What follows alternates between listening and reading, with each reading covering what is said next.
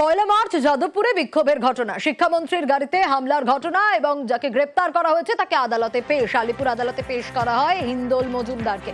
যাদবপুরে শিক্ষামন্ত্রীর গাড়িতে হামলার ঘটনায় গ্রেপ্তার সে এবং আরো ডিটেইল জানাতে পারবে, আরো বিস্তারিত জানবো। অমিত রয়েছে আমার সঙ্গে। অমিত, এখনো পর্যন্ত সওয়াল জবাবে কি উঠে আসছে?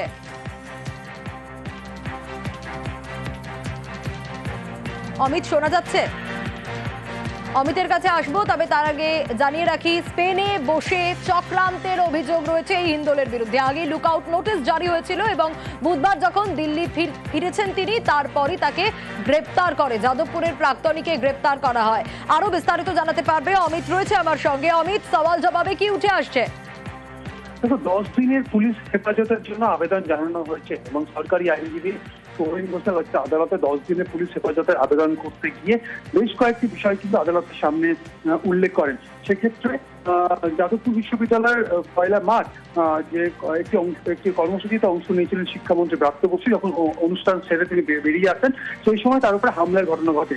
এই হামলার ঘটনা ষড়যন্ত্র করা হয়েছিল স্পেনে বসে, এবং সেই সময় স্পেনে ছিলেন হিন্দোল মজুমদার, তিনি স্কলার বা রিসার্চ করছেন, ওখানে পড়াশোনা করছেন। এর আগে একটা সমন গেছিল, সেটা বাড়িতে পেয়েছিলাম, কেস নাম্বার 42। কিন্তু আজকে যেটার কারণে লুকআউট নোটিশ করেছে কেস নাম্বার 39, অন্তত বাড়িতে আমরা কোনো সমন পাইনি। কেন যে লুকআউট নোটিশ হলো সেটাই বুঝতে পারছি না। কোনো প্রথম গ্রেপ্তার আমরা 10 দিনের পুলিশ কাস্টডি প্রেয়ার করেছি, সাবমিশন ওরা বেল পেয়েছেন। ওনারা যেটা বলতে চেয়েছেন, সেই সময় ওনারা ছিলেন না এখানে, বাইরে ছিলেন।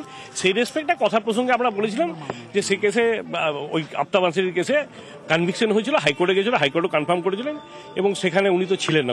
সেটাই ওনারা প্লি নিয়েছিলেন, ওরা ইন্ডিয়ার বাইরে ছিলেন। একই ঘটনায় ওখানেও দেখা যাচ্ছে যে প্রাইম অ্যাকিউজড ছিল ইন্ডিয়ার বাইরে, উনি মাস্টার মাইন্ড ছিল, উনি অপারেট করেছিলেন। সেই প্রশ্ন আদালতে কি বলছেন যে এই হিন্দোল মজুমদার এই গোটা ঘটনার মাস্টার মাইন্ড কেউ নেই? মাস্টার মাইন্ড ওনার সাথে আরো আছে, ইনভেস্টিগেশন সবটা বোঝা যাবে। জনৈক মন্ত্রী নাকি আক্রান্ত হয়েছিলেন, তাহলে জনৈক মন্ত্রী যদি থাকেন, আমাদের বক্তব্য এটাই ছিল যে যদি কোনো মন্ত্রী মুভমেন্ট করেন, তার প্রতিটি মুভমেন্ট হচ্ছে প্রোটোকল রেকর্ডেড। তা প্রোটোকল গাইডেড যদি হয়ে থাকে, তাহলে পুলিশ কি করছিল? এই যে ঘটনাটাকে হাইলাইট করতে হবে, যেহেতু মন্ত্রী যুক্ত, তাই এই ঘটনা। 39 নম্বর কেসে আজ পর্যন্ত একজনও অ্যারেস্ট হয়নি এবং কাউকে অ্যারেস্ট করতে হবে সেই জায়গাটা এখনো রেকর্ডে কোনো রিফ্লেক্টেড নেই। রেড রোডের কুচকাওয়াজে অসুস্থ হয়ে পড়েন 39 জন পড়ুয়া। আর অসুস্থ পড়ুয়াদের দেখতে এসএসকেএম এ পৌঁছে যান মুখ্যমন্ত্রী মমতা বন্দ্যোপাধ্যায়। রোদে গরমে তারা অসুস্থ হয়ে পড়েন। 39 জন পড়ুয়াকে ভর্তি করা হয়, আর তারপর প্রাথমিক চিকিৎসার পর 38 জনকে ছেড়ে দেওয়া হয় এবং একজন একটু বেশি অসুস্থ থাকায় তাকে ভর্তি রাখা হয়। যে সময়কার ছবি দেখাচ্ছি, মুখ্যমন্ত্রী মমতা বন্দ্যোপাধ্যায় রেড রোডের অনুষ্ঠান থেকেই চলে যান এই অসুস্থ পড়ুয়াদের দেখতে। বৃষ্টিটা হয়েছে, তারপরে গরম। সকালে ব্রেকফাস্ট দেওয়া হয়েছিল। অনেকে হয় কি, প্রোগ্রাম থাকলে টেনশন থাকে যতক্ষণ প্রোগ্রামটা কমপ্লিট না হচ্ছে, সেই জন্য ওরা ক্ষুধার্ত ছিল এবং অনেকে ডিহাইড্রেশন টাইপের একটু টেন্ডেন্সি ছিল। একটা বন্ধুকে দেখেছে একটু অসুস্থ হয়ে গেছে, তখন আর একটা বন্ধু অসুস্থ হয়ে গেছে। এখন সবাই ঠিক আছে মোটামুটি। আমি সবাইকে আদর করে মিষ্টি টিষ্টি খাইয়ে, জল টল খাইয়ে, ছবি তুলে এসেছি। চুলগুলো সব খুলে দিয়ে এলাম, চুলগুলো ভিজে গেছে, পুরো মোটা মোটা গার্ডার দিয়ে বেঁধে রেখে দিয়েছে। যা যা করার করলাম। ওদের লাঞ্চ টাঞ্চ খাওয়ানোর পরে যারা সুস্থ হয়ে গেছে, একজন একটু ফতেমা সাকুয়াতের একটু প্রবলেম আছে, আমি ওর কাছে প্রায় 10 মিনিট মাথায় হাত বুলিয়ে দিয়েছি, চুল খুলে দিয়েছি, এখন স্টেবল হয়ে গেছে, সবাই ভালো আছে। মানে কিভাবে, মানে ব্ল্যাকআউট হয়ে গেছে? चेकअप किया, उसके बाद बिस्किट और ORS पीने के दिया था, तो फिर पी लिए थे हम लोग। तब आप पिए नहीं थे? आप खाए नहीं थे? हाँ, सब उसके बाद फिर बेहोश हो गए? नहीं, वो ठीक थे। उसके बाद फिर अभी थोड़ा सा नॉर्मल है, तो फिर और दवा दिया है। नहीं, প্যারেডের কিছুক্ষণ আগে হঠাৎ করে বৃষ্টি হয়ে যায়। ওদের কাছে কোনো রেনকোট ছিল না, আগে থেকে আমাদের সে প্রিপারেশনও ছিল না। তারপরে রোদ বেরিয়ে যায়, সেগুলো শুকিয়ে যায়। আর সকালবেলায় কি খাওয়ানো হয়েছিল তো আমাদের হয়তো টিফিনে খেয়াল নেই, জলটা সেরকম হয়তো খাওয়ানো হয়নি। আর আমাদের এই বিষয়ে অত অভিজ্ঞতা আগে থেকে ছিল না। রেনকোট কি দেওয়া হয়নি? রেনকোট দেওয়া হয়েছে, কিন্তু সেই সিচুয়েশনের মধ্যে পড়ানো হয়নি। হঠাৎ করে বৃষ্টি হয়ে গেছিল। আমার মেয়ের কিছু হয়নি, আমার মেয়ে ওখানে সুস্থ হয়ে গেছিল, বাকিদের নিয়ে আমি এখানে এসেছিলাম তাড়াতাড়ি। এখানে অনেক কয়েকজন আছে আর এখানে 2 জন আছে এই মুহূর্তে, যাদের গার্জেন নাই, আমি এখন গার্জেন। এখন মোটামুটি স্টেবল আছে সবাই। মেট্রোর নিরাপত্তায় কি বড়সড় গাফিলতি, এই প্রশ্নটা উঠছে। কিন্তু কেন এই প্রশ্ন উঠছে তার কারণ মেট্রোর লাইনে অচৈতন্য অবস্থায় এক ব্যক্তিকে পাওয়া গেল।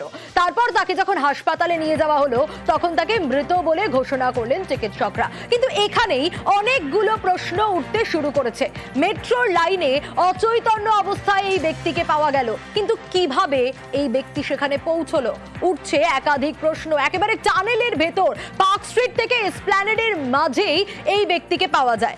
যখন তাকে এখানে দেখেন মধ্যরাতের পর, পার্ক স্ট্রিট থেকে এসপ্ল্যানেডের মাঝে তাকে দেখা গেল, তাকে পাওয়া গেল, তারপর তাকে হাসপাতালে নিয়ে যাওয়া হলো।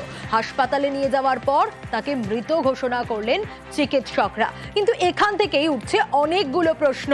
তার কারণ কন্ট্রোল রুম থেকে পুরো বিষয়টা দেখা যায়। টানেল দিয়ে এক ব্যক্তি কিভাবে হেঁটে চলে গেলেন, ওই ব্যক্তি হেঁটে যে গেলেন সেটা কারোর নজরে এলো না। সিসি ক্যামেরায় কেন নজরে এলো না যে ওই ব্যক্তি হেঁটে যাচ্ছেন? তার কারণ সিসি ক্যামেরা দেখছেন এরকম তো অনেক লোক রয়েছেন সেখানে কর্মরত। স্টেশনে শাটডাউন যখন হচ্ছে, সেই শাটডাউনের সময় তখনও কি কারো নজরে এলো না যে কেউ সেখানে রয়েছেন? তার কারণ শাটডাউনের সময় তো এই বিষয়গুলো ভালোভাবে দেখা হয়। প্রশ্নগুলো থেকেই যাচ্ছে। हम लोग कुछ भी नियम कानून बनाए, जो भी बाधा लगाएं, unless people want to follow it, there is nothing which we can do it. हम पूरा अच्छा महल बना दिए, पूरा तार लगा दिया, पूरा वो लगा दिया, कोई उसको तोड़कर नीचे गिरना चाहता है तो हम लोग कहां से रोक सकते हैं? हर एक जगह हम लोग सिक्योरिटी नहीं लगा सकते, कहीं ना कहीं से घुस ही जाता है। तो but we are trying to improve it, we are trying to जो है एडिशनल कैमरास लगा रहे हैं अभी पूरी हर एक जगह, तो सिक्योरिटी को जो है और थोड़ा स्ट्रेंथन कर रहे हैं। We get alerts if somebody goes inside, we are trying our level best to do it. Metro রেলের জিএম এর বক্তব্য তো আমরা শুনলেন, আপনাদের শোনালাম, কিন্তু তারই পাশাপাশি প্রাক্তন রেল আধিকারিক তারা কি বলছেন তার সঙ্গে আমরা কথা বলেছিলাম। প্রাক্তন রেল আধিকারিক বলছেন যে গাফিলতি কিন্তু থাকবেই, গাফিলতি ছাড়া কারো চোখ এড়িয়ে এরকম একটা বিষয় হয়ে গেল, কেউ বুঝতে পারলো না। মেট্রো রেলওয়ে প্রচন্ড ভালনারেবল এরিয়া, ওখানে পুরোটাই সিসিটিভি ক্যামেরায় মুড়ে রাখা হয়েছে এবং সেন্ট্রাল কন্ট্রোল আছে, সেখান থেকে মনিটরিং হয়। এছাড়া আরপিএফ এর কন্ট্রোল রুম থেকে মনিটরিং হয়। এছাড়া মেট্রো রেলের দুদিকে যে প্ল্যাটফর্ম আছে, দুদিকে একটা ব্যারিকেড আছে, ওখানে একটা ফেন্সিং করা আছে এবং ওখানে আরপিএফ থাকে। কোনো একটা সাসপিসিয়াস তার মুভমেন্ট দেখা গেল, সেটা সিসিটিভি পরিষ্কার দেখা যায়, একটা লোক সাসপিসিয়াস ভাবে ঘোরাঘুরি করছে, তখনই তাকে লোকেট করে তার উপরে নজরদারি করতে হবে। যখন একটা লোক সেই ফেন্সিংটাকে ওভাররুল করে ট্র্যাকের দিকে হাঁটা দেয়, নিশ্চয়ই নজরদারি গাফিলতি ছিল, এ বিষয়ে কোনো সন্দেহ নেই।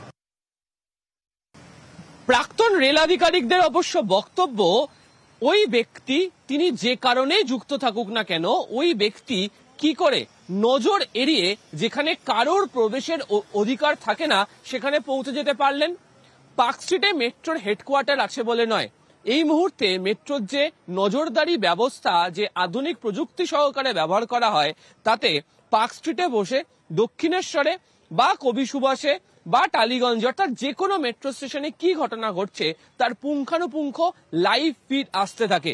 এবং যে সময় ঘটনাটি ঘটেছে, অর্থাৎ ওই ব্যক্তি, যেটা জানা যাচ্ছে 10:05 নাগাদ তিনি পার্ক স্ট্রিট মেট্রো স্টেশন থেকে সুড়ঙ্গের দিকে, এসপ্ল্যানেডের দিকে তিনি দৌড় শুরু করেন। তাহলে সে সময় কমার্শিয়াল রান অর্থাৎ মেট্রোর বাণিজ্যিক পরিষেবা চালু ছিল। তাহলে কেন আরপিএফ এর গোটা বিষয়টি নজরে আসলো না? ফলে এক্ষেত্রে দাঁড়িয়ে মেট্রোর সুরক্ষা ব্যবস্থা নিয়ে এবং আরপিএফ এর নজরদারি নিয়ে প্রশ্ন উঠছে রেলের অন্দরেই। কুণাল চৌধুরীর সাথে আবির ঘোষাল, নিউজ 18 বাংলা, কলকাতা।